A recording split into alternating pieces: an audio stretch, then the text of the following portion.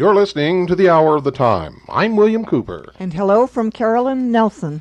I want to welcome our listening audience on satellite, North and South America, and the western side of Europe, and a lot of the islands and territories in the Pacific, also New Zealand and Australia.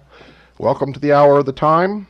We are now worldwide by shortwave radio and one half of the Earth's hemisphere on the satellite Galaxy 3, channel 17, 5.8 audio. That's Galaxy 3, channel 17, 5.8 audio. We are striking at the heart and soul of the enemy with the Hour of the Time, and it was reflected today when they paid us the greatest compliment that we could ever hope to possess. We were attacked by Radio for Peace International, a broadcast of the United Nations, repeatedly today on 4 frequencies worldwide.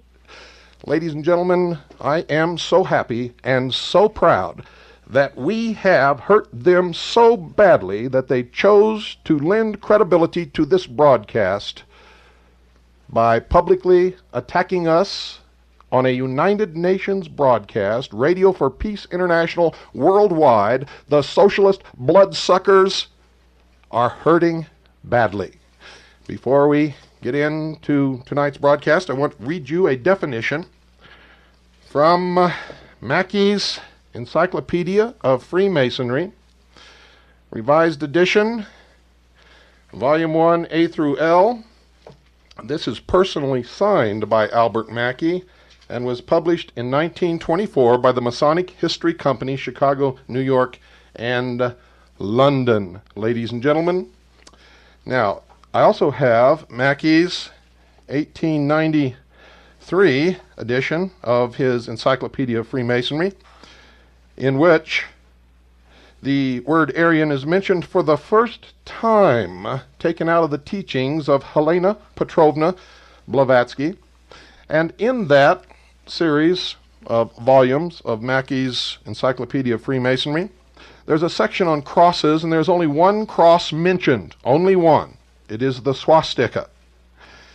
Now, from the 1924 volume, Aryan, and I quote, "one of the 3 historical divisions of religion, the other 2 being the Turanian and the Shemitic. It produced Brahmanism, Buddhism, and the Code of Zoroaster." I bet you Aryans didn't know that you were all Buddhists. And if you go to India, those are the Aryans that she was talking about, and none of you look anything like them. And if you go to Tibet, that's where it all originated, and you don't look like them either. Oh, sheeple, what am I going to do with you? P.T. Barnum said, "There's a sucker born every minute." And he was right. Folks, there is absolutely nothing new under the sun. We continue tonight with part 2 of the occult history of the Third Reich. If you have ears and you can hear, and if you have a brain and you can think, you can make all the connections you ever need to make as we go into the next to the last episode in the completion of our Mystery Babylon series.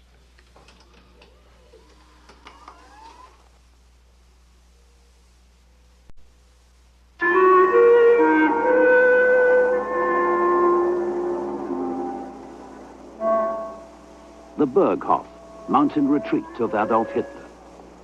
Here, senior party members and their families relax away from the frantic activity of the capital. Yet, even in the peaceful setting of the Bavarian Alps, amongst the tranquil scenes of domestic life, there is an unsettling presence. The racial elite of the new order. The SS.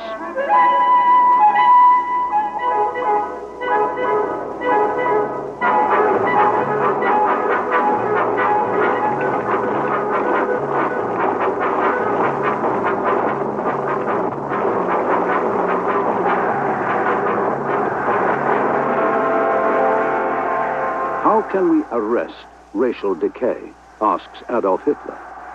Shall we form a select company of the truly initiated? an order, the Brotherhood of Templars around the Holy Grail of pure blood. By 1934, almost 10 years after its creation, the SS is in the process of becoming Hitler's Brotherhood of Templars. The hand-picked, disciplined, and fiercely loyal bodyguard of the Führer is being transformed into an Aryan elite, a mystical order dedicated to the creation of an empire.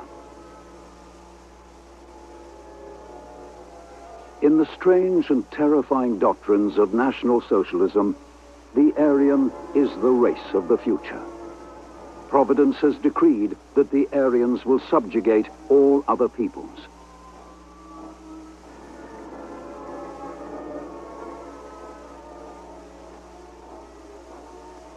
In the vanguard of the Nazi mission will be the black-clad ranks of the SS. This carefully selected elite is intended to be the stock from which will come a new and superior breed of human, the Superman, a caste of men born to rule. It is Heinrich Himmler who will forge Hitler's guard into a racial aristocracy. Under Himmler's leadership, the SS will become a state within a state. Obsessed with secrecy and bound by solemn ritual, the SS will become a force of unprecedented power and authority.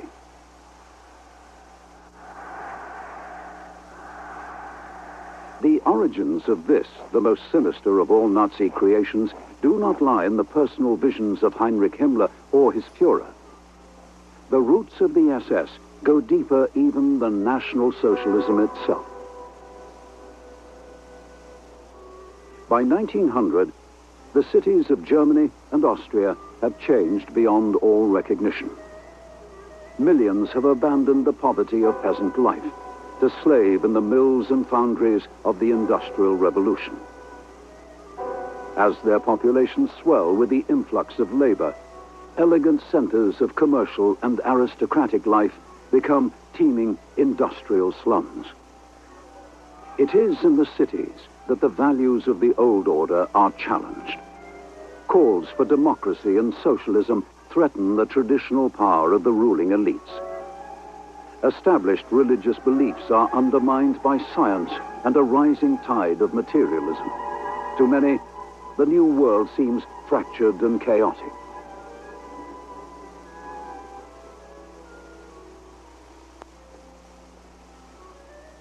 Amongst the aristocratic and educated classes in the first decade of the 20th century, the overriding mood is one of nostalgia.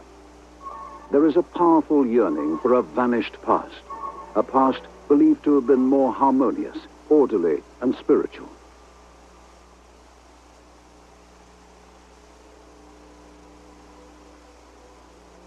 All over industrialized Europe, new movements arise, devoted to the search for simplicity. In Germany, the movement calls itself Lebensreform, life reform. It is pledged to the restoration of a more natural way of living. Tens of thousands of German youth join the Wandervogel, the birds of passage. Its members share a mystical love of the German countryside and revere German folklore and ritual.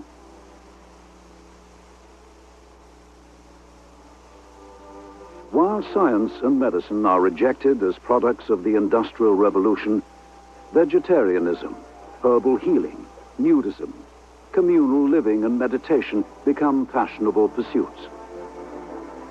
In every major city, cults devoted to spiritualism, astrology, magic, and the occult flourish among the disciples of life reform. Of all the doctrines favored by the movement, none will be more influential than those preached by the Russian adventuress and telepath, Madame Helena Blavatsky.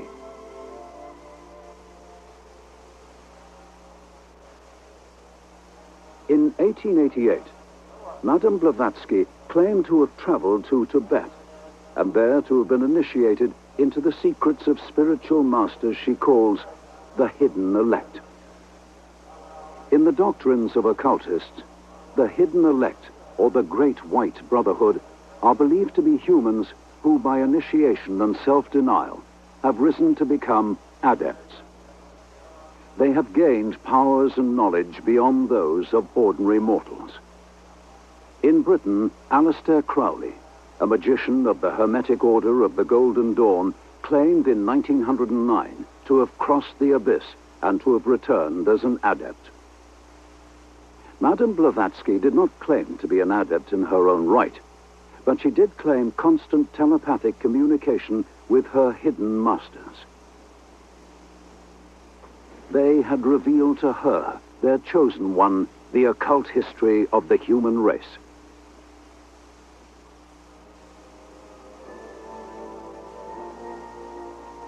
According to Madame Blavatsky, each round of the cosmic cycle has associated with it 7 root races. The first root race to evolve on Earth she calls the astral race. It was a race of pure spirit, the highest form of existence. The second race she calls the Hyperborean race. Its home was a now vanished continent in the Northern Ocean. The third race was the Lemurians. Blavatsky is clear about the reason for the fall of the Lemurian race. It had interbred with animals. The fourth race in the history revealed to Madame Blavatsky is the race of Atlantis. The Atlanteans had possessed psychic powers and had constructed giant cities using an energy source of mysterious origins. The Atlanteans were destroyed in a great flood. The fifth root race Madame Blavatsky sees as the race of hope, the race that had once founded the culture of ancient Greece and soon would return man to the pinnacle of spirituality. That race she named the Aryan. By 1914, Blavatsky's mystical doctrine of the destiny of Aryan man has spread throughout Germany and Austria.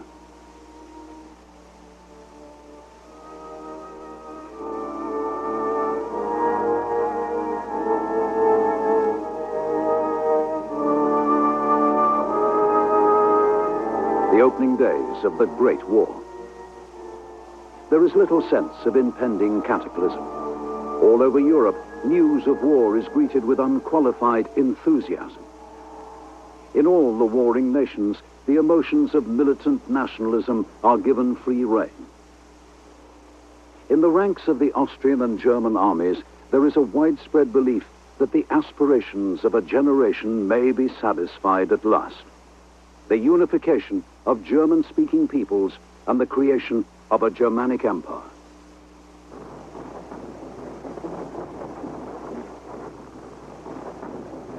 To the frontline soldiers of the imperial armies, the teachings of the Austrian clairvoyant Guido von List are an inspiration.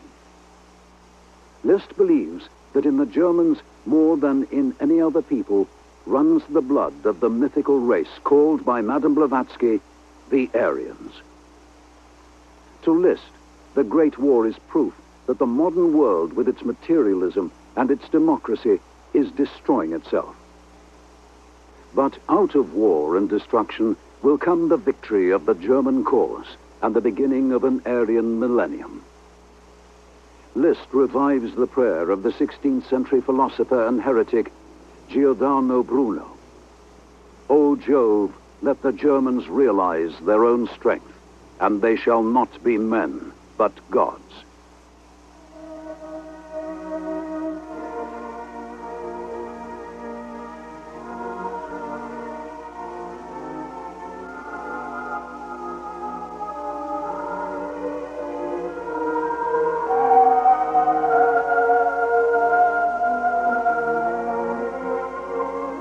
Like Aleister Crowley and Madame Blavatsky, List's psychic researches have led him to believe in the existence of a hidden elect. His visions of the ancient German tribes have revealed to him an elite class of priest rulers. List calls it the Armannenschaft. The role of the Armannenschaft was to preserve the occult knowledge of the Germans' Aryan ancestors.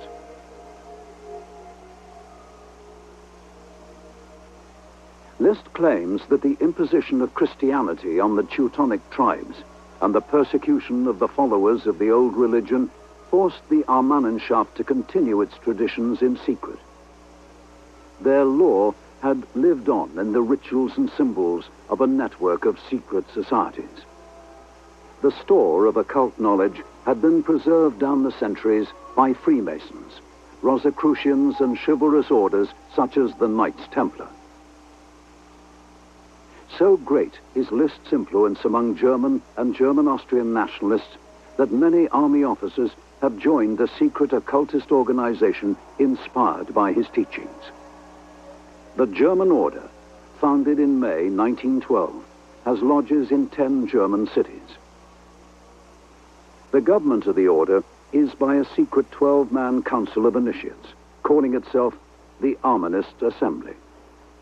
The future Aryan Empire will, according to Liszt, be governed by a similar council of initiates, a new Armannenschaft. In the design of the future SS, Liszt's Armanist Assembly will not be forgotten.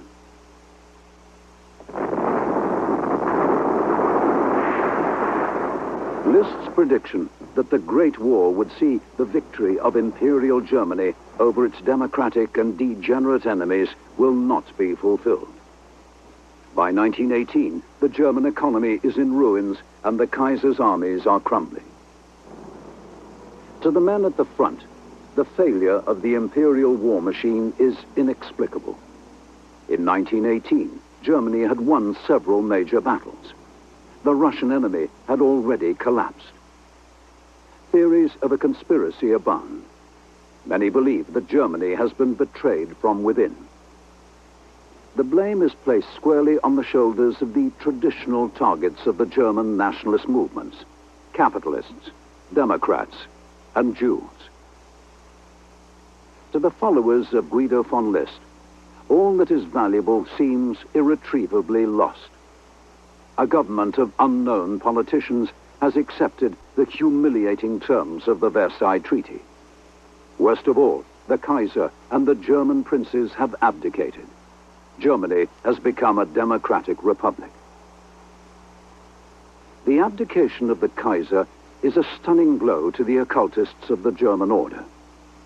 Guido von List had taught that the aristocracy of Germany had been founded in ancient times by the Armannenschaft itself. In the aristocracy was to be found the purest of Aryan blood, and with it the strongest remaining traces of the Aryan psychic powers. In the aftermath of the Great War, faced with the twin threat of democracy and socialism, traditionalists eagerly embrace Liszt's mystical belief in the German nobility. But by now, a new concept of aristocracy is in the process of development. Side by side with the teachings of Liszt, it will become the cornerstone of Nazi ideology and the future SS.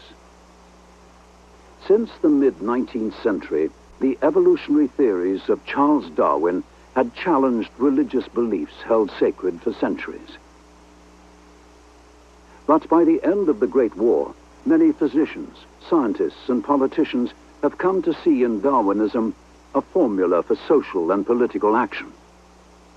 Belief in the equality of man is seen as simply unscientific. The new slogan is, "The survival of the fittest." In Darwin's The Descent of Man, published in 1871, he speculates on the effect of modern medicine on the future course of human evolution. With savages, the weak in body or mind are soon eliminated. We civilized men, on the other hand, do our best to check the process of elimination. Thus, the weak members of civilized society propagate their kind. This, argues Darwin, must be highly injurious to the race of man. Excepting in the case of man himself, hardly anyone is so ignorant as to allow his worst animals to breed.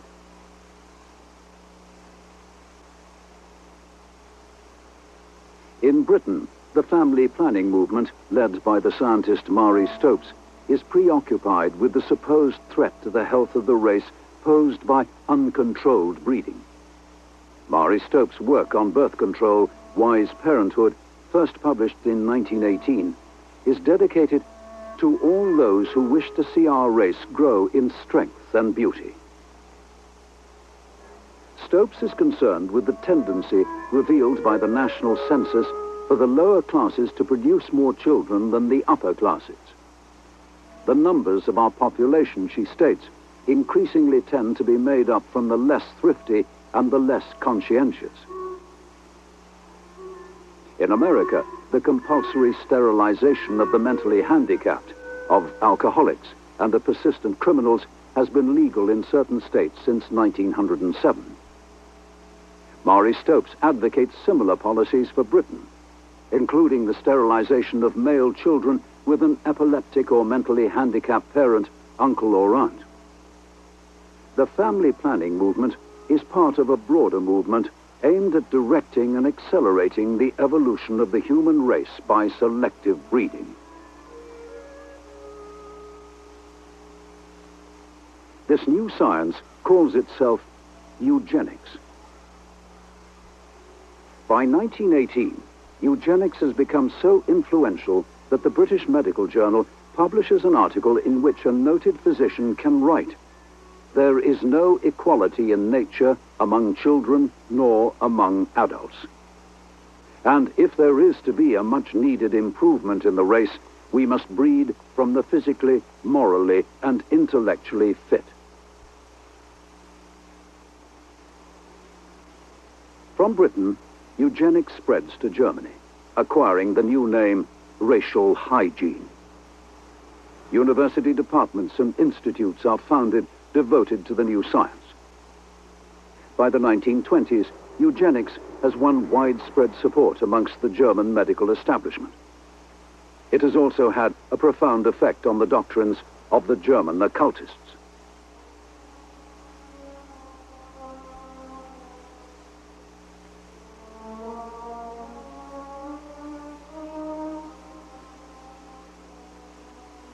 In 1919, Guido von List, a prophet of the Aryan millennium, dies in Berlin at the age of 70. His place as Germany's leading mystic and Aryan visionary has been taken by Jörg Lanz. Lanz, an ex-Cistercian monk and respected biblical scholar, will have a profound impact on the development of Nazi ideology and on the structure and ritual of the future SS. Lanz has blended the Aryan occultism of Guido von List and the principles of the science of eugenics. He calls his new doctrine theozoology. Theozoology is an occult religion of race.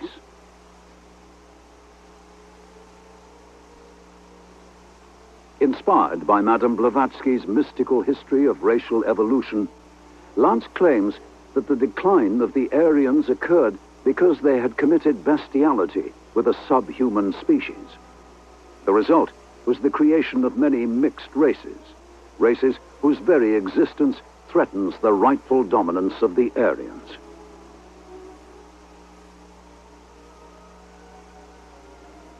Like List, Lanz believed that the early Aryans possessed the power of telepathy. Interbreeding with racial inferiors had led to the loss of their paranormal abilities. Why do you seek a hell in the next world, Lanz asks. Is not the hell in which we live and which burns inside us sufficiently dreadful? To Lanz, the hell which burns inside is the impure blood in the veins of even the purest of Aryans.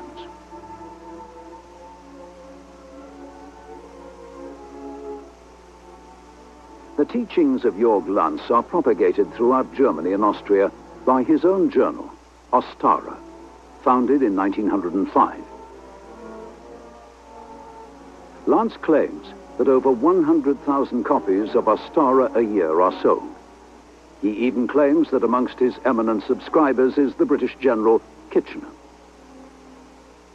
In the pages of Ostara, and in a series of widely read essays, Lanz develops a terrifying prescription for the purification of the race. He proposes polygamy to increase the birth rate of the racially purest.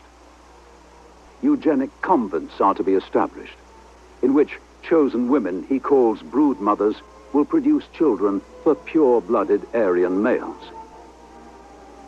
While the racially impure and the physically or mentally unfit are to be sterilized, other races deemed inferior are to be deported to Madagascar or used as slave labor. In the future Nazi state, all of Lanz's proposals will be given the most serious consideration. Some will be put into practice. A massive compulsory sterilization campaign will be directed at those judged physically, mentally, or racially inferior. The deportation of German Jews to Madagascar will be discussed in the upper echelons of the party. The SS will plan for the official introduction of polygamy and will found its own SS breeding program.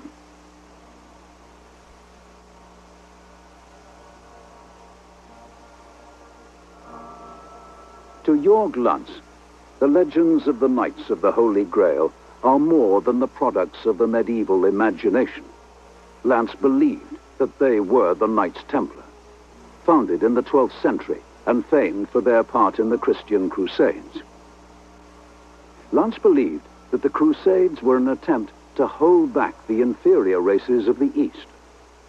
The Holy Grail was an electrical force representing the psychic powers of the pure-blooded Aryans. The search for the Grail was the search for racial purity. In 1907, Lanz formed an occult society dedicated to a new crusade. He called it the Order of the New Templars. In the castle of Burg-Werfenstein in Upper Austria, Lanz founded the order's first headquarters. Other order priories soon followed. The occult rituals of the New Templars are based on Lanz's monastic experience and his own specially composed psalms, prayers, and readings. A constant theme is an appeal to the Aryan Christ Freyuja for salvation from racial impurity and for the extermination of inferior races.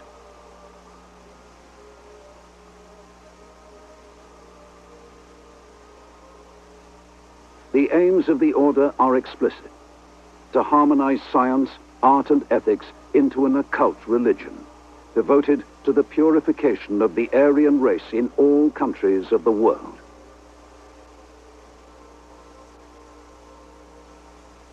In anticipation of the practices of the SS, prospective members and their marriages are racially vetted. For Lanz, the New Templars are the beginning of a new order. No longer will parliaments determine the fate of the people, Lanz proclaims. In their place will rule wise priest kings and leaders of chivalrous and spiritual secret orders. In reality, it will not be the occultists of the New Templars who will create the Aryan aristocracy of the future. The mystical doctrines preached by Lanz will be put into practice by others, above all, by a man who since the age of 20 has been an avid collector of Astara. In the closing months of 1918, Corporal Adolf Hitler, holder of the Iron Cross First Class, will come to the attention of his superior officers. A near mutiny at the demobilization camp at which Hitler is stationed is brought under control by his powerful oratory. In September 1919, Hitler, now a civilian, is called upon once more by the army command, this time to spy on an insignificant nationalist group calling itself the German Workers' Party. Within months, Hitler has joined the party and has begun to speak at meetings. By January 1920, he has been elected head of propaganda and has drawn up a new party constitution. The army intelligence captain who had first recruited Hitler as a spy has been retired. His replacement as Hitler's army sponsor is the 32-year-old Captain Ernst Röhm.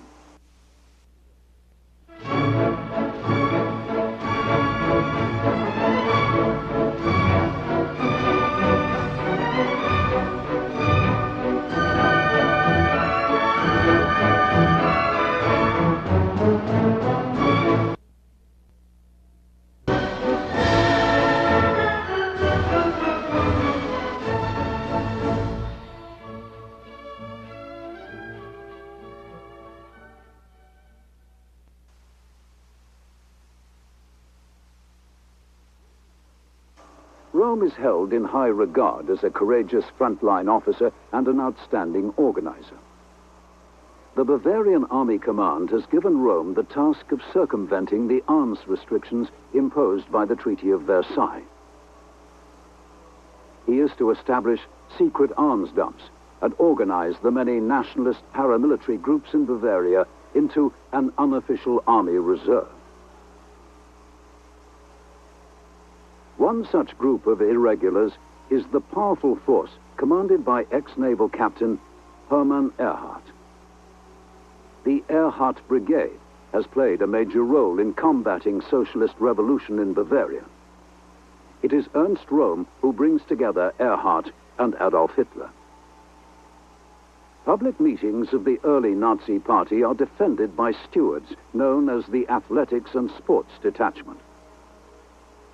In the summer of 1921, Ernst Röhm arranges that officers of the Erhardt Brigade should become the commanders of a new party defense force, the SA Storm Detachment.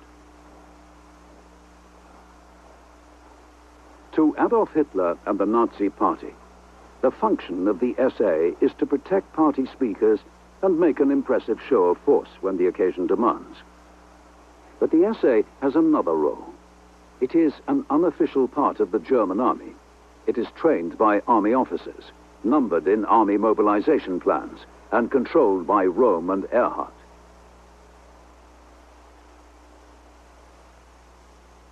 Hitler is well aware that the allegiance of the SA does not lie with him or with the party. He knows that as party leader, he needs a force upon which he can rely utterly. The shock troop Hitler is the prototype for the SS.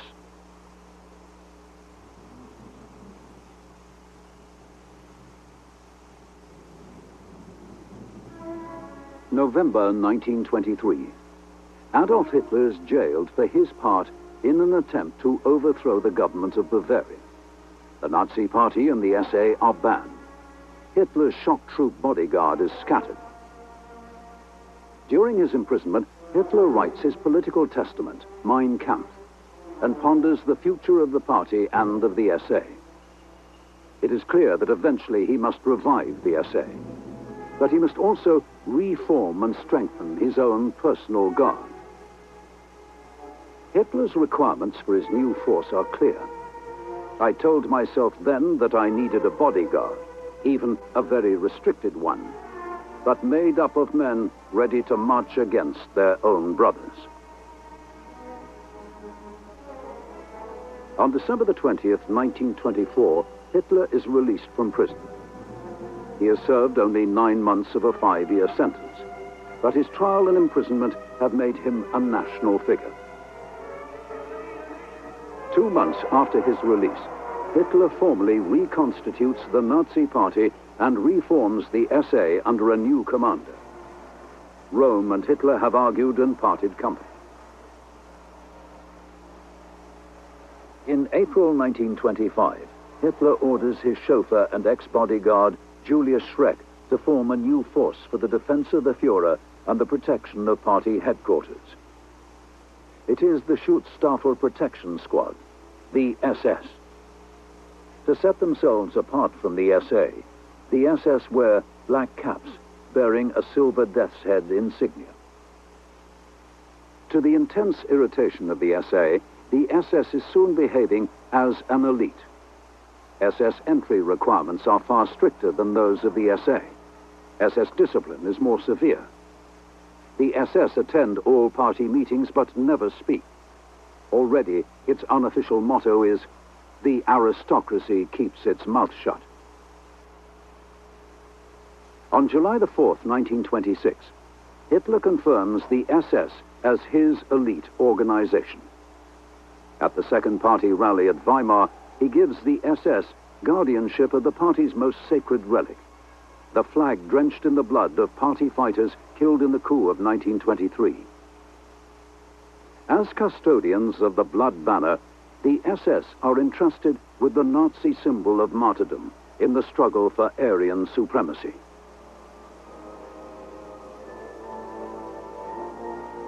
The transformation of the SS from the elite guard of the Führer into the mystical order it will eventually become will be the work of one man.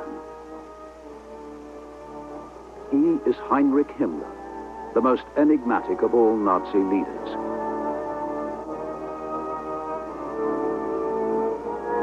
Himmler is a devoted follower of the Aryan occultism of Guido von List and Jörg Lantz. He too dreams of a Germanic empire ruled by a mystical order of the Aryan elite. He is determined that this elite should be drawn from the ranks of the SS.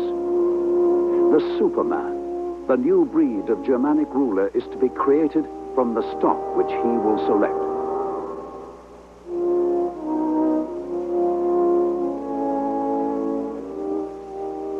Himmler is appointed head of the SS in January 1929. For almost a year, he and his wife have been smallholders and poultry farmers. Since early youth, Himmler has been an eager convert to the teachings of the movement for life reform. The land, he believes, is the origin of all that is good. Cities are the source of all that is unhealthy, corrupt, and immoral.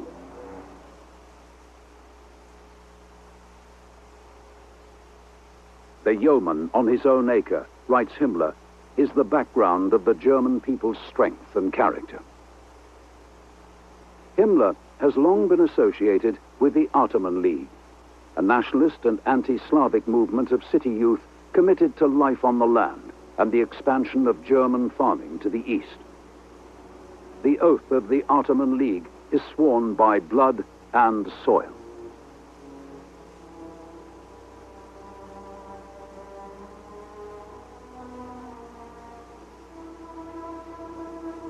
In the Ottoman League, Himmler has met the man who will transform the oath by blood and soil into a central doctrine of the SS.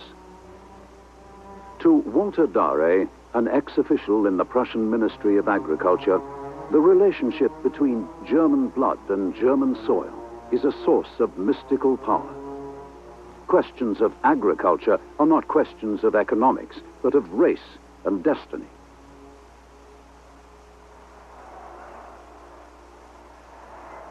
In 1930, Himmler's fantasies of an Aryan future are the least of Hitler's concerns. The unity of the party and Hitler's own future as its leader are under threat. With the economic depression at its height, Germany's unemployed flood into the ranks of the SA. The stormtroopers now number 100,000 men. To the radicals of the SA, National Socialism promises the destruction of the traditional German ruling classes. In the eyes of the stormtroopers, the industrialists, army officers, and aristocrats, who are the Nazi Party's most influential supporters, are no more than contemptible parasites. In protest at the political alliances which Hitler has formed, many SA commanders withdraw their men from the party's service.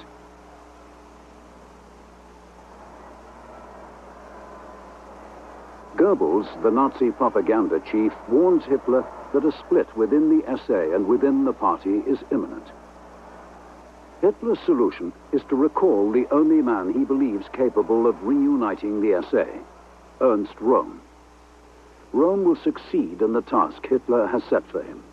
He will pay for success with his life.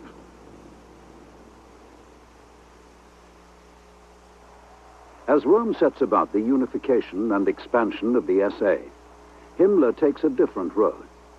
His strategy is not one of rapid expansion. Instead, he concentrates on careful and systematic selection. In 1930, Himmler had won a valuable concession from Hitler. The SS would be allowed to recruit from the ranks of the SA. Himmler proceeds to put into practice his theories of breeding. We went about it like a nursery gardener trying to reproduce a good old strain which has been adulterated and debased. I started with a minimum height requirement. I knew that men of a certain height must somewhere possess the blood I desired. On December the 31st, 1931, Himmler establishes the SS Race and Resettlement Bureau. It is to be headed by his old friend, Walter Darre. Darre is awarded the rank of Honorary SS General.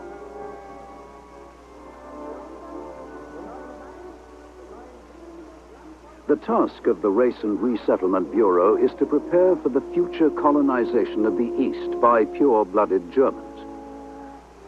It is also instructed to conduct research into racial ancestry, biological selection, and the history of the Aryans.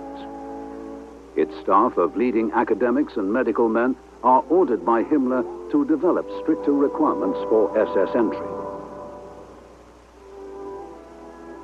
Bureau physicians assess the degree of racial purity of each applicant by physical examination.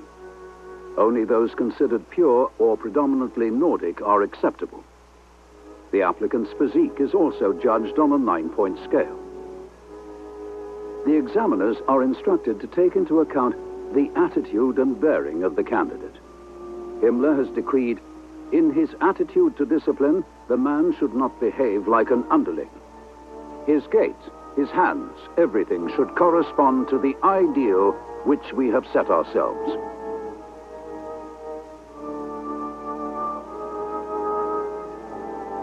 To Himmler, selection is only the first step in his plan to reclaim the Aryan blood latent in the German people.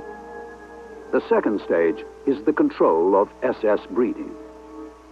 The Race and Resettlement Bureau is charged with the task of racially vetting SS marriages.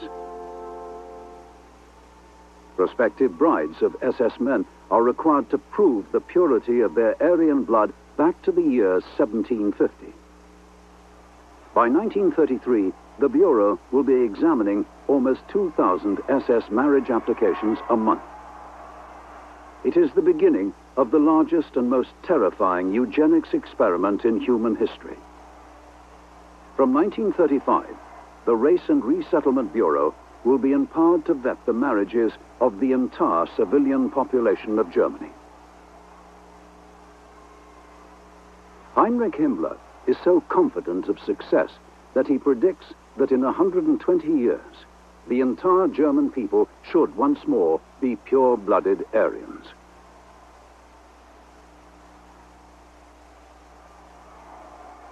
Himmler knows that the realization of his Aryan vision depends above all on the SS becoming the most powerful organization in the Nazi Party and in the German state.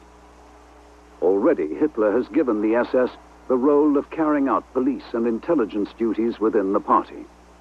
Himmler is quick to seize the opportunity to expand his power. In 1931, Himmler recruits a 33-year-old ex-naval officer, Reinhard Heydrich, to found an SS security service. The establishment of the SD will be the first stage in Himmler's creation of an SS state within a state.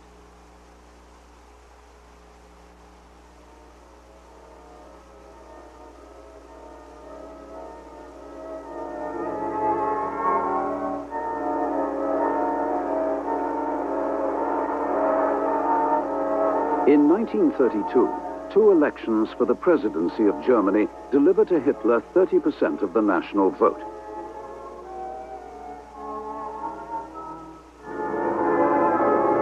In the July parliamentary elections, Hitler campaigns in 50 cities in the space of 2 weeks. His efforts are amply rewarded. The party wins over 13 million votes and 230 seats in the Reichstag. Hitler demands the post of Chancellor. Parliament refuses.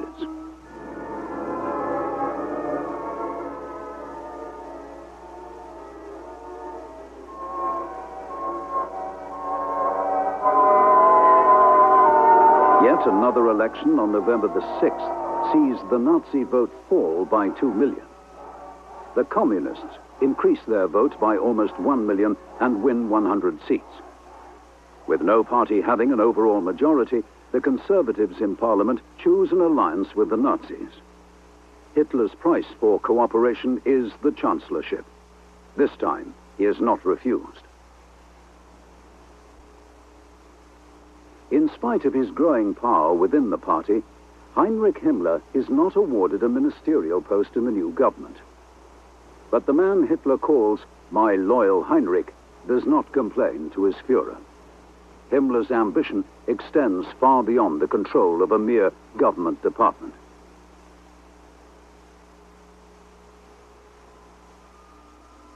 During his youth, Himmler had spent 3 years as a student of agriculture. In the college fencing fraternity to which Himmler belonged, Jörg Lanz's occultist periodical Ostara was widely read. Of all the prophecies made by Lanz, one would become Himmler's obsession. On astrological grounds, Lanz foretold the invasion of Europe from the east. Himmler comes to believe that it is the destiny of the SS to repel the coming assault. The great battles he foresees will be a prelude to the final victory of the Aryans. Already, Himmler has identified the figure of German history who will become his idol and his inspiration. King Heinrich I, German king of the Saxons, had in the 10th century fought and conquered the Slavic tribes of the east. So great will Himmler's devotion to the king become that he will make an annual pilgrimage to Heinrich's tomb. He will believe himself the reincarnation of the king and the recipient of psychic messages from the spirit of the dead ruler.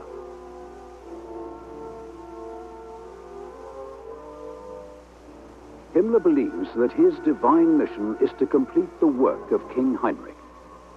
He will create from the SS a knightly order which will rule the coming Aryan Empire.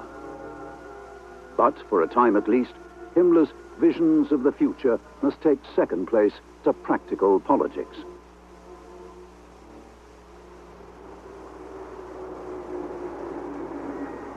From 1933, Himmler's objective is to win control of Germany's many state police forces. The major obstacle to his ambition is Hermann Göring. Göring is now Minister-President of Prussia and Chief of the Prussian Secret Police, the Gestapo. Göring sees himself as prime candidate for the job of Chief of a new unified German police force.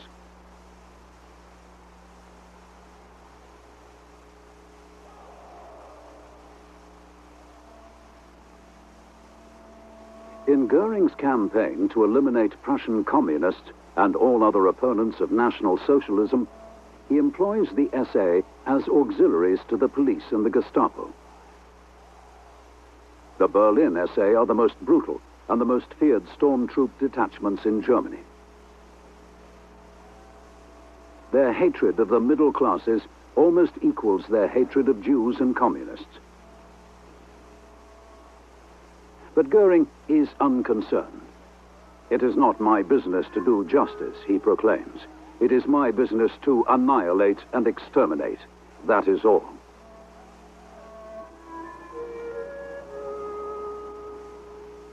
In the capital and throughout Prussia, Göring unleashes a reign of terror in which thousands are interred in SA concentration camps. The situation is fast becoming a national scandal. The party's supporters, amongst the middle and upper classes, are outraged. Hitler is persuaded that command of a unified German police force cannot be entrusted to Göring. Himmler has won a major victory. One by one, the state police forces will fall under his control. In April 1934, Himmler wins the greatest prize of all. He succeeds in forcing Göring to hand over control of the Gestapo. Now, only one force stands between Himmler and the power he seeks.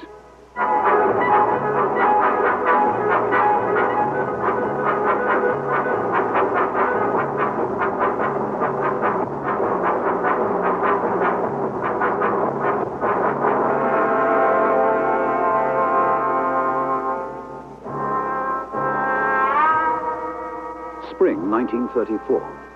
Ernst Röhm, leader of the SA, conducts his own version of Hitler's flag consecration ritual. It is a sign to the 4 million strong SA of Rome's power and independence. Rome's intention is to create from the SA a new National Socialist German army with himself as its commander-in-chief. The regular army commanders become increasingly anxious.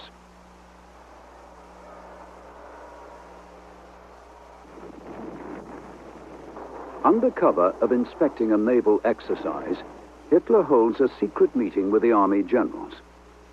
He gives them his assurance that in exchange for their support, the army will continue to be Germany's only military force. Hitler promises that Rome will be dealt with. The agent of his destruction is to be Himmler's SS.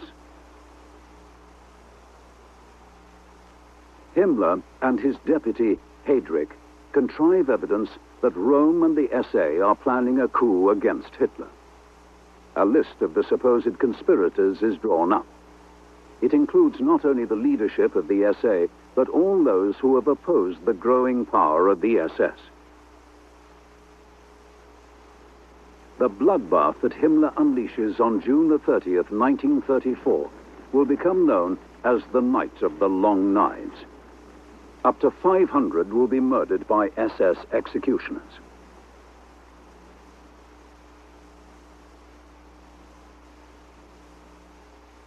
The murder of the SA leadership is greeted with relief by the German army. On the death of President Hindenburg on the 2nd of August 1934 and the confirmation of Hitler as President of Germany, the army willingly changes its oath of allegiance. Loyalty is now sworn not to the German state or to the Constitution, but to Adolf Hitler himself.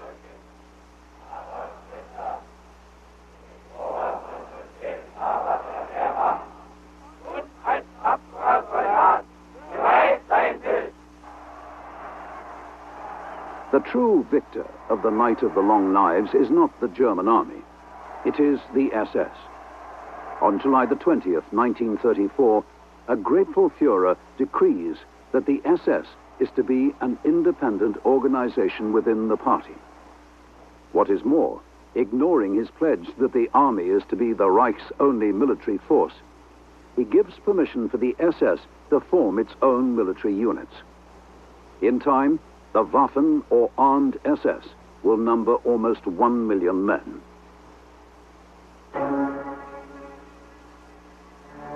By the summer of 1934, Himmler has won total independence for his SS elite.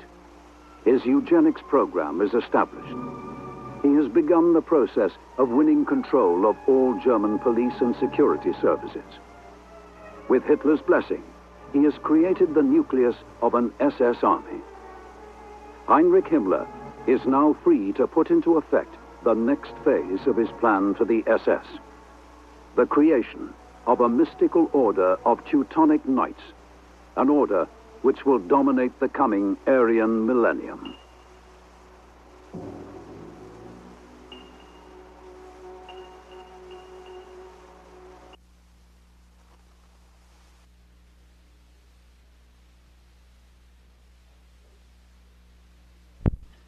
Ein Volk, ein Reich, ein Führer. One race, one government, one religion. You'd better wake up out there, for the adepts have you by the neck, and they're holding you over a tub of sheep dip, dummies. Don't miss tomorrow night's episode of the Hour of the Time. Good night, and God bless you all.